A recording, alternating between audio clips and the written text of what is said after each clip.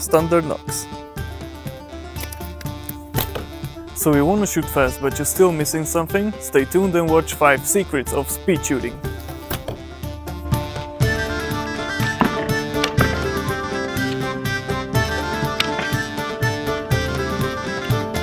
So let me share with you my knowledge of speed shooting. But first, let me tell you that I am no master archer and there are many ways in which I am still improving.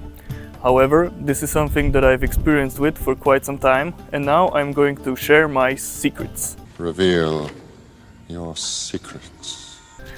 I will be explaining mainly the knocking part of the shooting, and I think that any type of archer can benefit from this. Whether you're shooting a traditional horse bow like me, or maybe a recurve, or even maybe a compound bow, and it applies to both the left and the right side of the bow. Like shooting from the left, shooting from the right, it does not really matter. So let's get to the 5 secrets of speed shooting.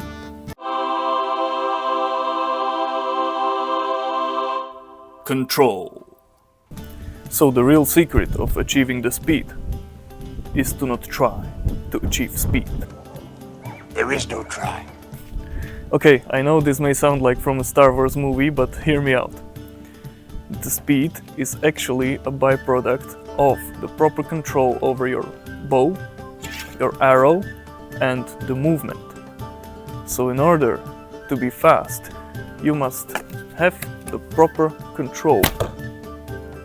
In other words, in order to be fast, you must know how to be slow. This will make more sense once I reveal the other secrets. Before we get to the second secret, first it's good to learn this little life hack. When holding the arrow, just go with it along the string and push it through, just like that. Works from both sides of the bow, just find your way. So let's reveal the second secret, shall we? Feeling the knock. So now I'm going to talk about the feeling in your fingers or in hands to be able to determine which way the knock is turned. Before the arrow goes to string, you must first feel the knock and which way it is turned. Twist the knock to be in the correct way before going to the string. Next step is to do it simultaneously. Develop a feeling in your fingers or hands to be able to determine which way the knock is turned. Best is to start from the quiver when learning this. Reach for the arrow and grab it by the knock. Then try to feel which way it is turned and you can twist it and play with it to see. Don't look at the arrow at all while doing this. And as you are not looking, only feeling it, try to put the arrow on the string. If it's there, you were correct. If it's not, then take a look and try to remember. You may be wondering if the position of fletchings doesn't matter.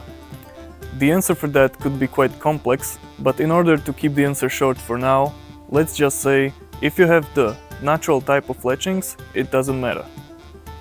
If you have the plastic type of fletchings, however, it does matter, but luckily for you, there is a way to feel which side is the cock feather on. Grab the arrow in your hand so that your palm is at the fletchings and your thumb is on the knock. Feel the knock, if needed twist the knock, and when the gap of the knock is facing upward, check the placement of the fletchings by your other fingers and your palm. That is one way to do it. You can try and make your own way, but there is a way which is just great.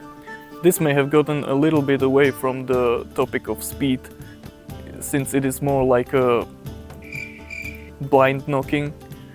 But if you can do it fast, I think there is a possibility you can do it fast, yeah? Anyway, let's go ahead with our third secret, which is... leading the knock. You may think that with this little life hack, putting the knock through the string, you just have to put it back and that's it. Well, that's not quite there yet, because these situations can happen. That your knock misses the string and goes to the sides. That's why this principle is important. Leading the knock to the string. Not only simply putting the knock on the string, but rather leading the knock to the string. That is the term I prefer with this, because I feel like Master Miyagi when saying that. You're too much TV. So instead of just putting the arrow on the string, you are leading the knock to the string. When in the position of knocking, Make the proper path for the nock, so that for the nock there is no other way to go but the string. This way you are making sure that the arrow is nocked if you just do the movement right. I'll stop the video for a while to explain. When I'm holding the arrow in between my thumb, index finger and my middle finger, the nock is resting on my thumb and the string is sliding along my thumb while the index finger is locking it to make sure that the path is narrow and the nock doesn't move to sides. While in this type of holding, the nock is on the side of the base of my thumb and the string is sliding along my palm, while the ring finger is doing the job of locking the nock to not move to sides. It requires holding it tightly, not letting it go to sides, making contact with the string with hand or fingers, and sliding along the string while the nock is at the end of the road. We can also call it a road to nock or the path of the nock if we want to feel more epic about it. This may be done in many different ways, which I will be covering in my next videos. And again, you may just develop your own way. Let's continue with the fourth secret, which is mindset. Mindset. An important aspect when training and learning. You know, there's a possibility that I cannot be the best in the world, but hey, I can be the best I can be. So without comparing myself to others, I can still be pretty good at what I am doing, even though someone else is better. Ain't that right? If you are just trying to push for that 3 arrows in 1.5 seconds and you're only getting it in 1.6 and that 1 millisecond just won't break through no matter how much you're trying, then just remember that it's not really that important. World is still turning, the rivers are still flowing, and everything is just fine. Sometimes I can do better, sometimes I can do worse, sometimes I can do great. That kind of over-excessive competitive thinking is just really unhealthy and you could just burn out.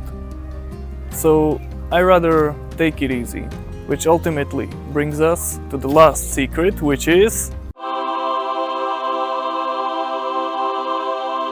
take your time.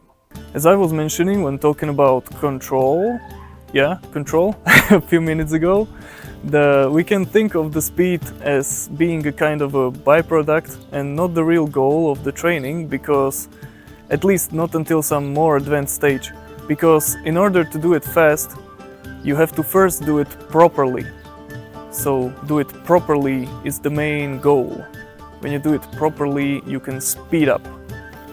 That's how it is. And that you can learn when not rushing it. Start with drills, take it slow, and focus on details.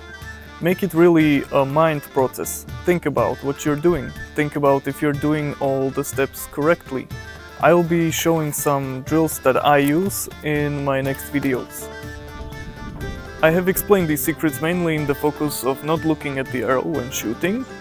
That way you can focus on your target, on more targets, or maybe the environment. I think this would be useful if you are doing kind of archery tag or LARP, but maybe also when hunting, you know, if that kind of situation comes that you would need skills like these, who knows? So whether you happen to be in a situation when you need this or not, I think it is pretty useful skill to learn. It will make you more open to some movement while shooting, not only having to stand still. Maybe you can practice some trick shots, and you can do it now with standard nocks, not requiring the white special nocks, for this. Okay, so there is still a lot more to cover in this topic, so I will be making next videos about some techniques, covering more into depth, and also about some other archery content that I have in mind. So if you would like to see more, do not hesitate to click subscribe and click the like button if you like this video, and thank you, and I hope that this was helpful to you.